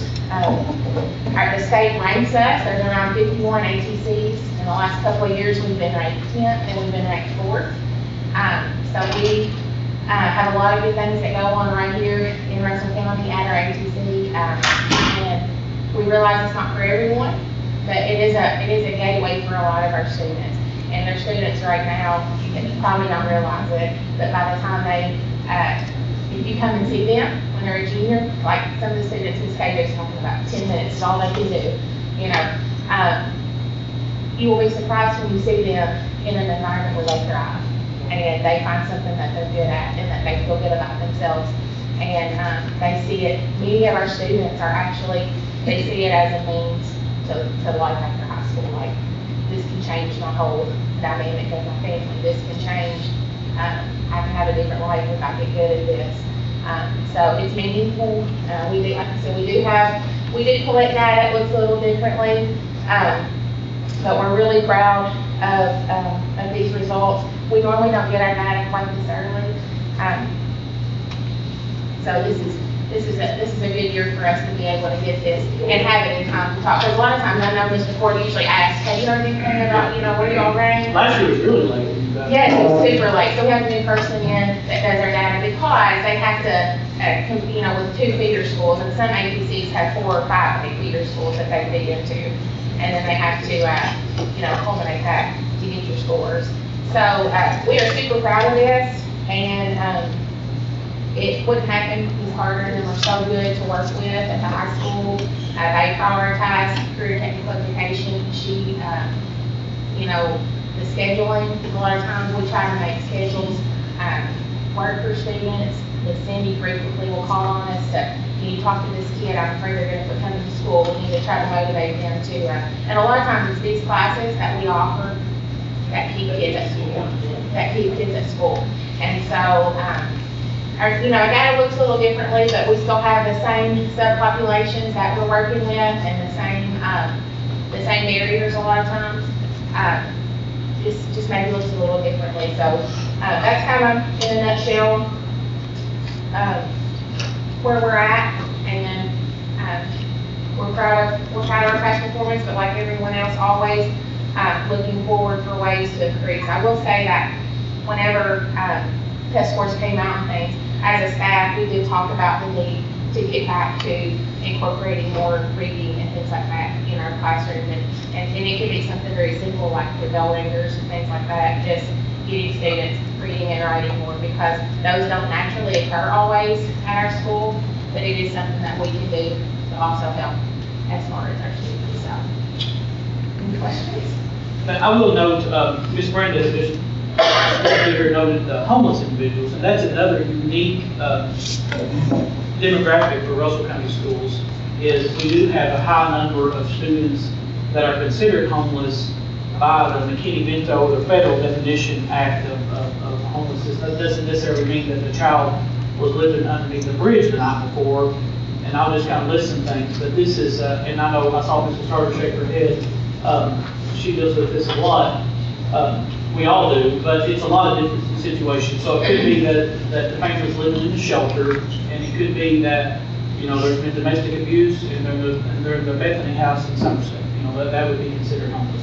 They're living doubled up. We have that a lot in Russell County, right? Families that are doubled up, with that, and their housing was not necessarily meant to accommodate that large number of family, or it's been a fire, or they've been evicted, or something like that, so there's that situation. Living in motels or hotels are considered homeless, or just substandard housing are considered homeless, and certainly cars or storage buildings, and we don't want to think about stuff like that, or families living in tent.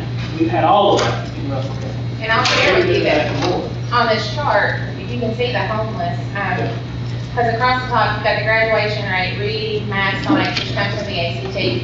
Placement is in the second quarter of after graduation. Those concentrators are enrolled in a post-secondary institution for advanced training. So that's where that number comes from.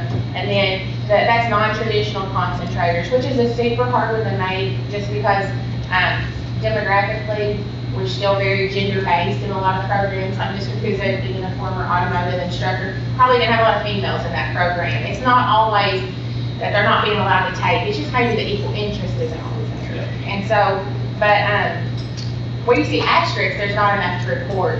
So the fact that we have homeless reporting pretty much all the way across there tells you that. The number. We have, Ms. Carter would vouch for that also. We have students with lots of different barriers.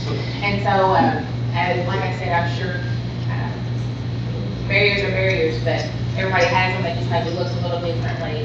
But we see a lot of that, like you said, students, maybe like you said, they're not under the bridge, but they're sleeping on a different couch every Yeah, night. and that's called couch surfing, and that's called, the McKinney-Vento, that's the unaccompanied youth. Literally, where a kid is on this person's friend's couch tonight, and they're on another kid's friend's couch tonight.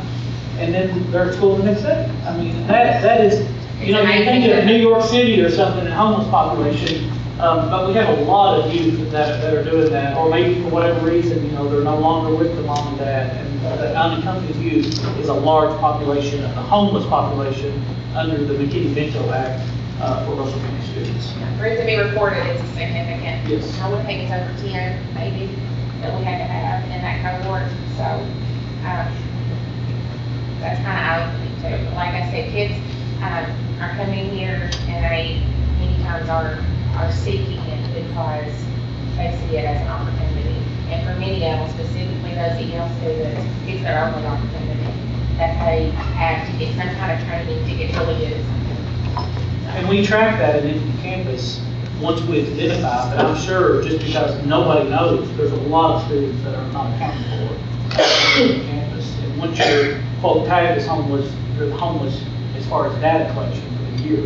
But you know, that's just great to just notice that number there. Yeah. I will say the graduation rate is so left. You look, it's all for those students, so as a plug for CT courses at all, those kids are going to be higher graduation rate. Thank you, Mrs. Jordan. Thank you. Well, Sarah just opened the door, jumped in the middle, I guess. We collaborate well together because I know what we do affects her program, what she does helps us. And so, we try to talk with her when we're working the next year's schedule, we'll call her in, so just talk about, you know, how many slots do you need for auto, how many slots, what can we do here, how can we do that? But I also get the kiddos that come in, and she said the situations change, and they'll change rapidly. And that magic number 18, I guess when I started Laker Success, and when I was over there, I became more aware of it. Somewhere in the parent contract, some parents in fine print, when their child turns 18, they're done with responsibility. And I've had kids tell me, well, my birthday's this weekend, I'm turning 18. I'm like, great, what are you gonna do? Do I have to move out? And I said, you have to move out? Yeah. Because I'm 18. Where are you going? I'm going to my friend's house, and it's legit. They turn 18 on Saturday, they have to move out on Sunday. Monday they walk through the door and they stay with that friend, and they stay with that friend, and I've got to get a job, and I've got to do this, and I've got to pay my bills. And that's when I say, well, what can we do for you? And it's not a reading, it's not a math, it's not a science, and I'll call Sarah. How far are they away from certification? what can we do? And we laugh about it, because they'll present to us, well, you sold another Buick. And that's what I said, well, I sold a Buick, I made a deal, they're gonna come, they're gonna get finished, and we're gonna get them there. And so, it is a problem that we deal with, and it's why when I saw our colors, we were yellow, we've been green, I had high hopes and expectations to actually jump into the blue. So yeah, I was disappointed with the color. But then, after I had some time to think about it and look over the numbers and look at things, when I addressed our staff and our students, I said, we're not defined by color, and I think everybody has expressed that. We're not defined by what goes on here, by a color. We have lots of great things going on there, we have things to improve, and we had already started addressing some of those before the color came out, because we recognize it through math testing again. Math testing is, that's a district-wide initiative, and it's just amazing how close it is. And we can get right, right there. We've already looked at it. We finished math testing last week. So far, our scores are up in all areas right now for the current math testing. That's our special education population, our EL kids right now through math testing shows that we're up. So again, it kind of jumped in the middle. So let me go over here to our strengths. Our math scores were up. I didn't put the number, but I think it's 3.4, 3.5 points. We've heard a lot about our climate survey from all the schools. Our survey was up, and that's something that we have stressed at the high school. How can we change our climate? How can we change our culture? It's been a goal since day one, and I think we're seeing that now. You can see some of the survey questions up to your right. My school is a caring place, and we're talking about high schoolers. We're talking about high school students who, again, have every reason in the world not to be there, working, or just don't want to come, whatever. But my school is a caring place, which is 87%. My teachers make me feel welcome in their classes, 85%. Adults from my school care about me, 91%. There's at least one adult at my school that listens to me when I have something to say, 96%. I think that's huge. When I need help with schoolwork, I can ask a teacher, 93%. If I have a problem, there's an adult from school I can talk to, 92%. My teachers expect me to do my best all the time, 93%. When I want to give up, my teacher says I should keep trying, 87%. Adults from my school make sure all students get what they need to be successful, 85%. And out of the 5 safety questions, we were around 83 to 92%. Which leads me into our attendance rate is, our attendance rate is in the high 90s. And again, for high school, and we won regional high school attendance rate out of cities not as good. So the DPP region? 12, 14 high schools, we had the highest attendance rate. So we've got high schoolers who want to come to school and they like to be there. And I think that's huge. That's something we had worked on and tried to get it. I'm just thrilled with that. Post-secondary graduation rate, our graduation rate fell to 95.2. Okay. That's still, really high. We're so excited about that. Post-secondary, 97.9. Our reading scores did drop, and Sue didn't want to get into that. If you drop very little, then you change colors. And so we kind of anticipated that was going to be a problem, so we started off in August. What are we going to do about reading? How are we going to do it? And then as a collaborative effort, Ms. Roy's talking about doing bell ringers in vocational school that have to do with reading. So we're initiating, all over the school, how can we incorporate more reading, how can we do that? Our teachers have had PLC meetings on reading strategies and what they can do with their classes, from chunking it, breaking, smaller parts, looking at, instead of whole things, taking small readings, instead of concentrating on large novels, let's read shorter stories, let's break those down, let's discuss those, and I think our math test showed that those are probably working.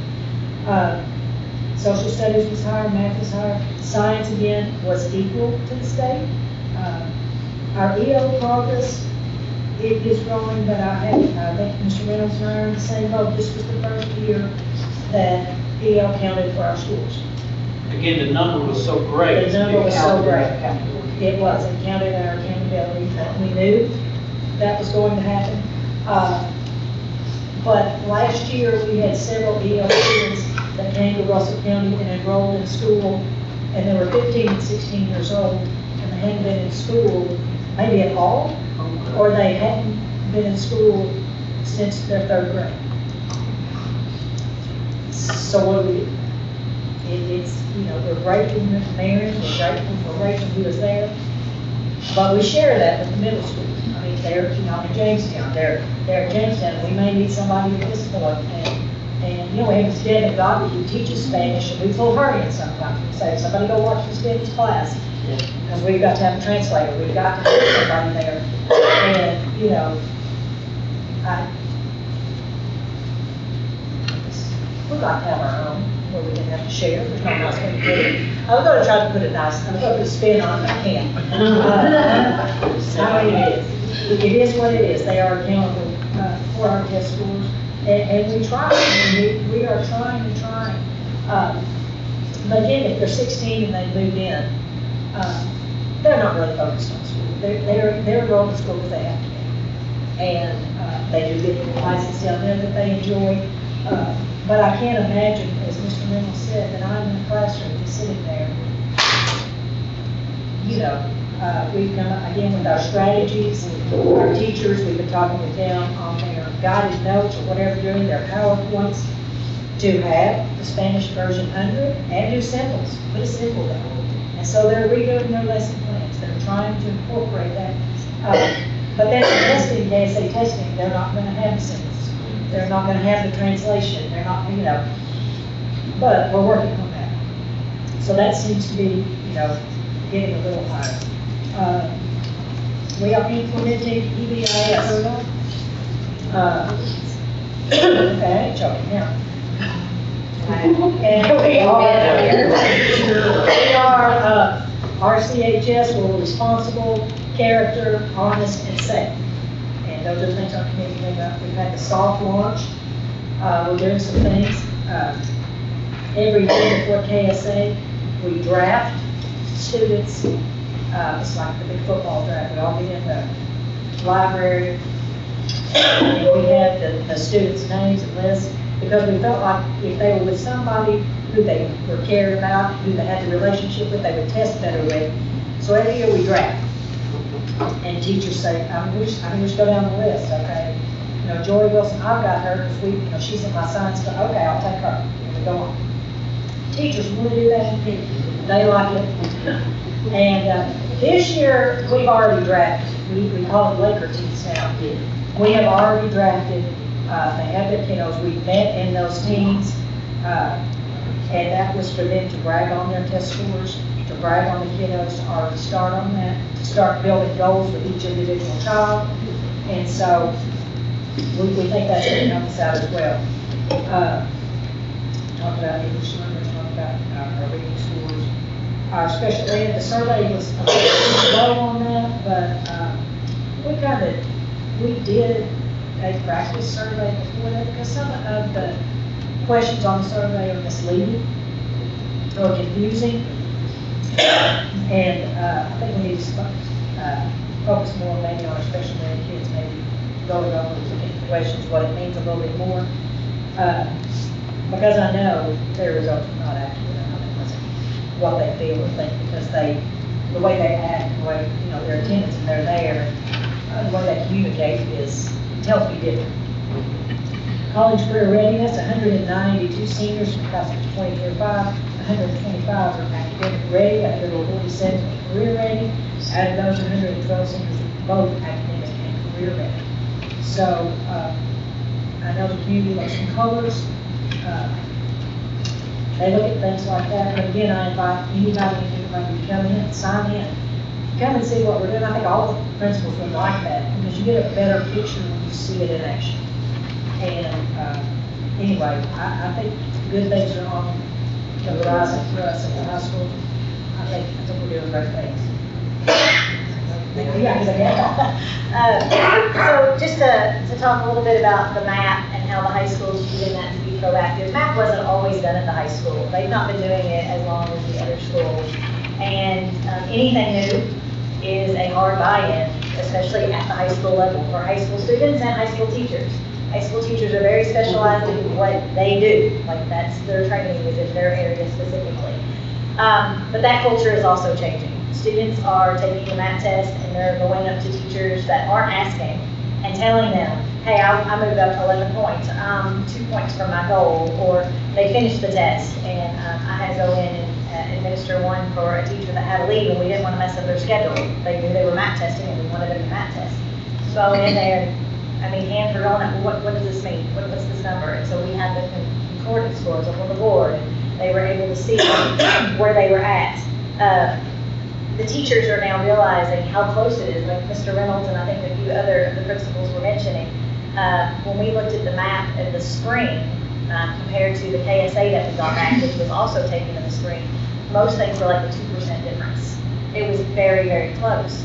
And so we were able to take the fall map and like, for an example, the math department, they had already started to witness some things in the classroom and they're like, oh, we think there's some algebra gaps. And they had gone to Ms. Harder to come up with a plan in the geometry class to address those algebra gaps. And that's the teachers noticing it. Then we get KSA back, and we realize that there has been some algebra. It's that data piece is showing that. Then we get, well, I said that backwards, we got the map back first before KSA. It's a little bit longer. But when the map came back, huge algebra gaps. And so it helped to validate to those teachers that what they were seeing, the data was also verifying. And so they were going hand in hand. Because you never want to use one set of data. You all like to have 3 different points to triangulate. And the map right now, though we're kind of finishing up the last makeups and we have LSA, we have alternative, there are different places that also have to map test. Everything is going up, like Ms. Harder said, but it's just those teachers being proactive because they can now use those map scores to address that.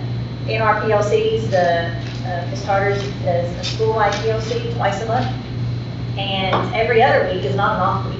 Every other week, the 4 content areas get together and they have content PLCs where they can be more specific to ELA, or math, or science, or social studies.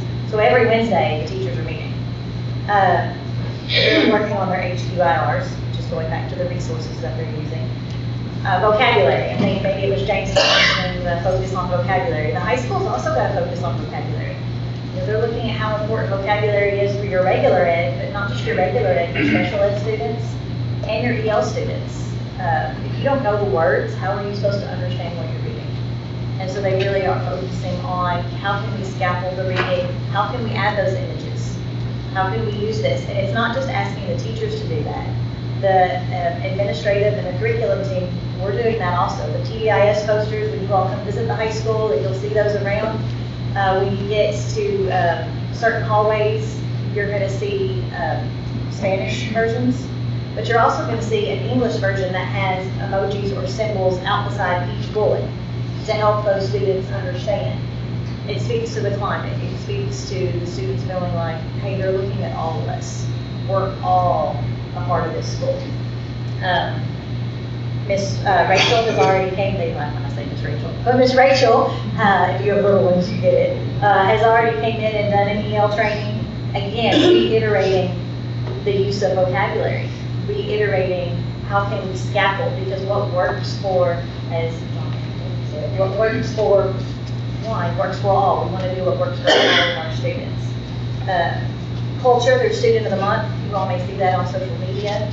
We have a large social media following, but the students are getting recognized. To speak on TDIS, the kids just had, I know we just mentioned this in the CDEP meeting, but the kids had their first week of some rewards. It's a soft launch, so we're kind of testing the waters to get feedback.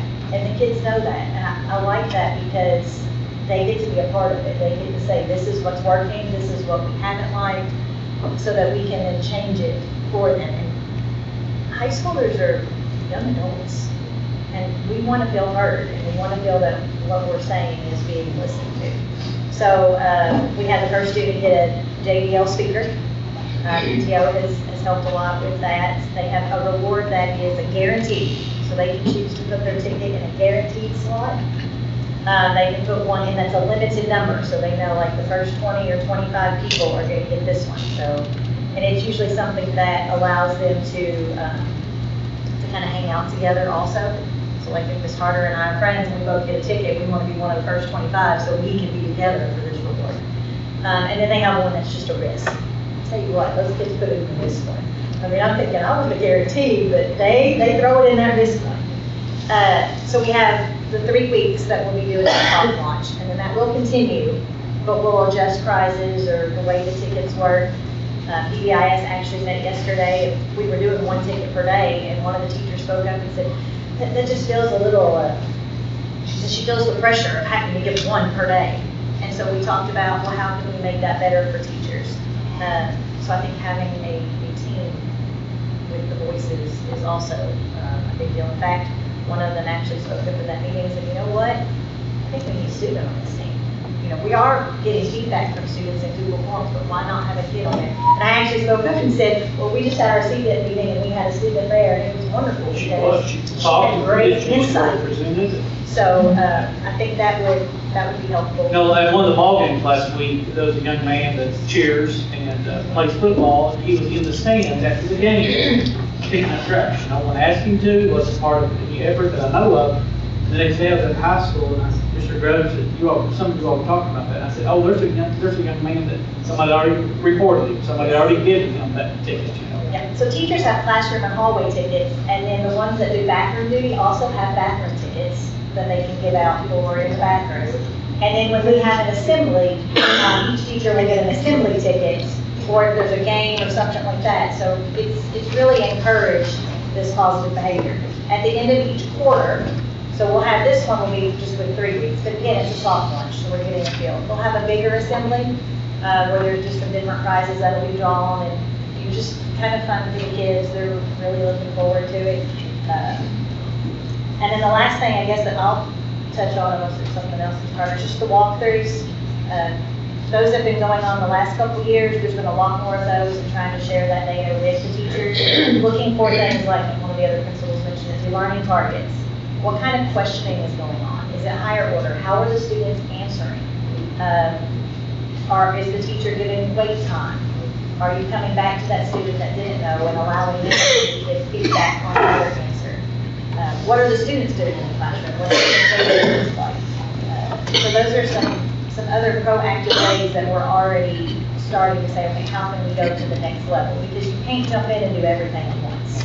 You have to build steps, and that's what the high school has been doing with their academics, but also with their climate. I mean, to be in a high school where kids want to be there, to be in a high school where kids feel like they have people that they trust and that they can come to, that's pretty remarkable. Going back to social media, because we can't, live without it. Our current events class, I don't know if it's anything to do with our rate. I don't know what it has to do with, except that we have 1.6 million views for November on our current event page. Facebook reached out and they can now we can now get gay money because we have so many views. Demonetized. Yeah, we can now do that. They contacted us again and said, okay, look, evidently people are watching you, so you can earn money if you want to. So, I hope it's, I don't know, it just boggles my mind. Okay. But it's not just a social media, it's not just like people sharing, oh, this is the high school. I mean, the social media, one, they help you get word out for PBIS. Anything new that's going on, that gets out there. It builds the culture. Last year, I won't say anything, but I will say, I think there was a party, an elk call party that was on social media last year. So the kids they enjoy that. And then marketing. You don't know what you're talking about. No, I know. But marketing, they use it to also market things. Like they go and pair up with businesses and create things, and then they market them through the social media, and the kids are learning those skills in many other ways too. It's been a big deal for us. A big constant. Just real quickly, and I know we're coming up on 2 hours, probably to wrap it up. These homeless numbers, Ms. Happendale, you know, on the tablet, give you something as quick as you want, but I think this is really perfect to share these numbers. We have 2 preschool students in the district that are counted as homeless, 22 kindergarten, 10 first, 11 second, 8 third, 8 fourth graders, 7 fifth graders, 34 sixth graders, 29 seventh graders, 22 eighth graders, and then the high school. 25 ninth graders, 29 10th graders, 28 11th graders, and 43 of our seniors. And goes back to what Mrs. Tarver said earlier. So we have 279 in beginning. Our population of students, our district, that are categorized as homeless, and probably miss several of those. You know, we just don't have the information to record it. But again, we have unique demographics here for our county. Ms. Bridget, I would love to hear some stuff about special ed as well. Super point count, so that was exciting. But our numbers ended up being 592 for the district. That was up by 26 kids this year, and we expected that. It's been trending back up for. Yeah, it has. And so, kudos to Kara and Vicki. They helped me tremendously. Kara's at the middle and high, Vicki's at the elementary and preschool. And they do wonderful work with our teachers. We've teamed up with a due process consultant who's rep this year named Lena. They are our coaches. We're working mainly with new teachers this year to work on those compliance review type things. And so they are, that's been great to have that new. But our teachers, they're working hard. There's just a lot on their plates with having to do all the compliance side and then doing all the academics that you know there. So they have a lot on their plates, and their numbers are up, their caseloads are up.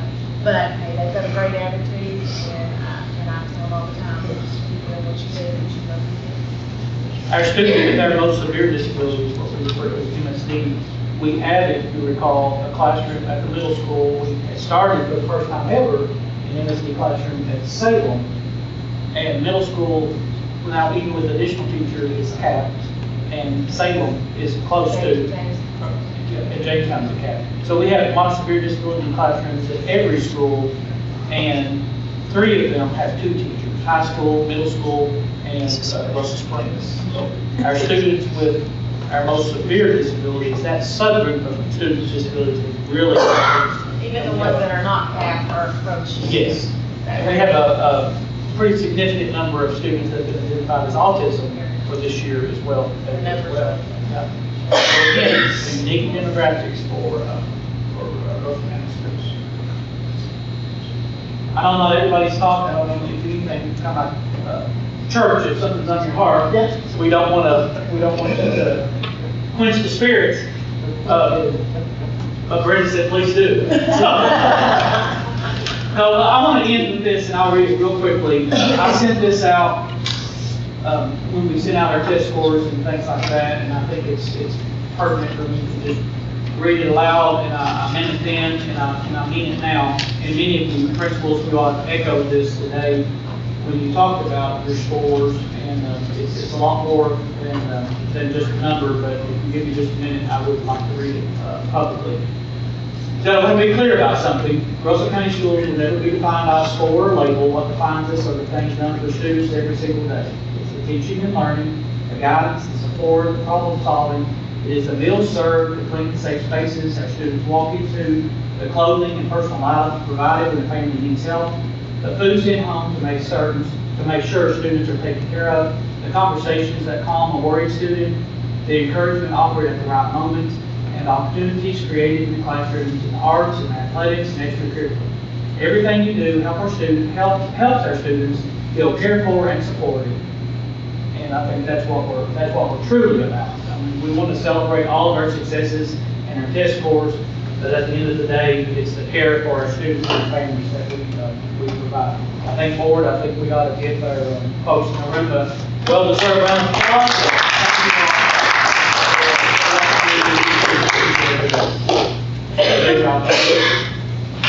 Next item on the agenda is public comments.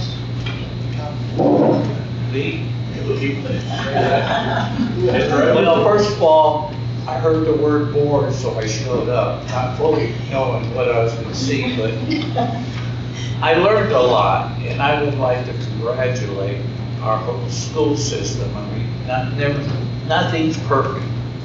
And as my youngest in seventh, I hope last child graduates this year.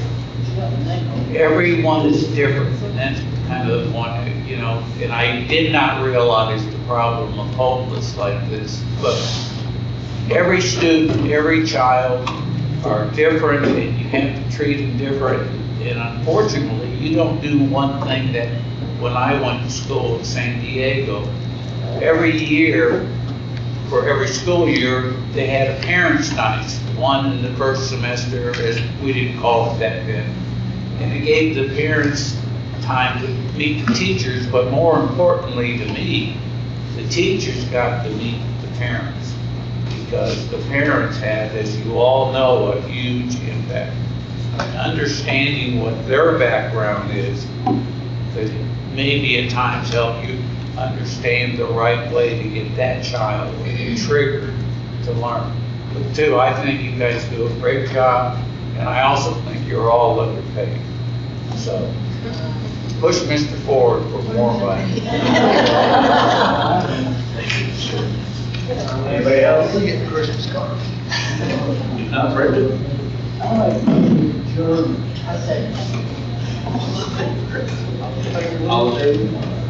Thank you all.